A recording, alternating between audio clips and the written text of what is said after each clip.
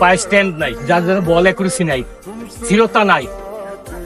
স্থিরতা দরকার এবং সবচেয়ে বেশি প্রেম বলের প্রতি। বলের প্রতি জানতে হবে কোন জায়গায় মারলে কই যায়, কি করে, লাভ কি। আমি প্র্যাকটিস করি, ফেসবুকে দিলাম, ছড়াই দিলাম, আমার অ্যাকুরেসি নাই, আমি বল ফাঁকা বার পাইছি, বাইরে মারলাম। এখন যে এইগুলি টুর্নামেন্ট হইতেছে, যেগুলি খেলা হয়, প্লেয়ার ধ্বংস হবার প্লেয়ার, ফুটবল ধ্বংস। 30 মিনিট করে খেলা হয়, যে খেলায় কোনো নেই, কোনো প্রতিযোগিতা হয় না।